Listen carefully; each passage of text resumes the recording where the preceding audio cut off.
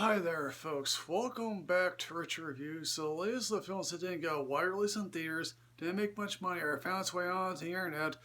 This one apparently was supposed to be released in October, but everything, like so many things during the pandemic, got pushed back. This is now being released on VOD, and considering the fact is that half the country is under a winter storm warning right now, it might as well be going there. And so, this is called Willy's Wonderland. This is written by someone who's proudly thinking to themselves in an elevator pitch style thing, let's make a mock-you-buster type of film about Five Nights at Freddy while that property is being stuck in development hell for so long. And the director here is just someone who's thinking to himself, oh goody, I finally get to direct a film, let me see what actors I can get on the cheap.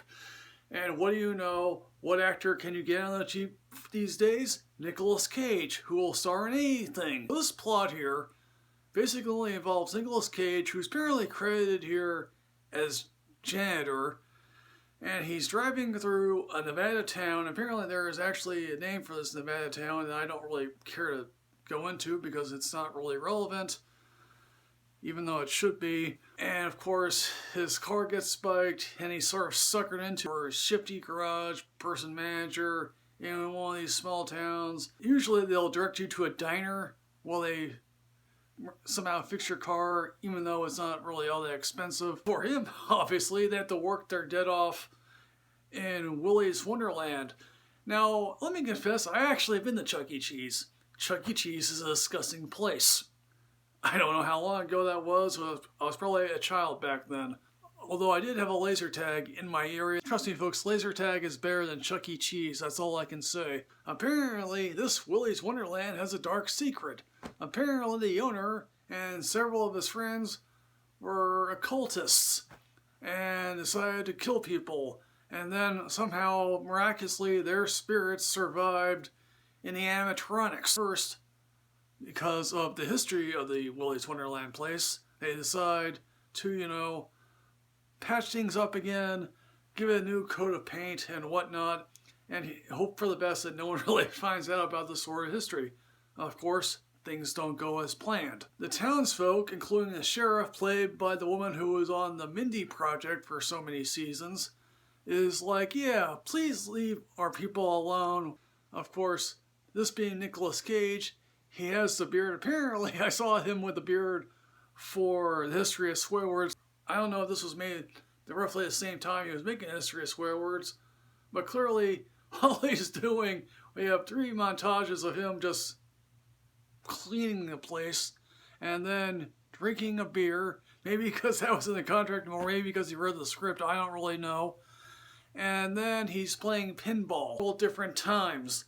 Maybe Nicolas Cage happens to love pinball. Maybe because he read the script and it said, this guy is playing pinball. And he's like, hooray for me. And then, of course, we're introduced to a girl named Liv, who has her own dark secret, and it's not really all that dark, it's not all that real surprising. And she has a group of friends, and basically Liv and her friends are straight out of Riverdale casting. I mean, seriously, there's nothing going on in their heads. They want to burn down Willy's Wonderland because it's what they want to do. And the sheriff is just sort of like, yeah, I'm going to chain you to my house here, and then her friends bust her out. Kills here are really, badly handled. I mean, here's the thing. Bravo! Just bravo this film, because it is so balls to the wall nutty that Nicolas Cage is willing to go after and kill, a gorilla or a crocodile animatronic. I mean, there's this one couple who's having sex in one particular play area, has the line of the night involving that crocodile, or there's a Mexican sombrero guy who has subtitles also with a line of the night, considering that do animatronics genitalia? That's the question I would like to know. The character that Nicolas Cage plays does not speak, and he just rolls his eyes and he looks like, the only thing he does is basically grunt. Visuals here are presented here in such darkness that it's almost impossible to figure out, okay, if they're actually shown in a proper light, would it look cheap? Maybe so.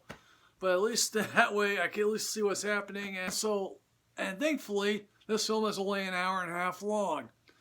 So in the end, folks, what I'm going to say about Willy's Wonderland, amazingly enough, I'm going to be generous. I'm going to give this a subsequent weekend. You don't need to see it right away because, hey, look, there are other things worse out that's going to come your way.